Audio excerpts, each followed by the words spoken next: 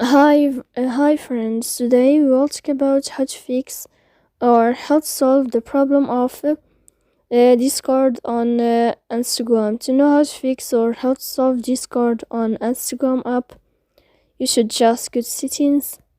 Here you can click on apps, default apps, app settings.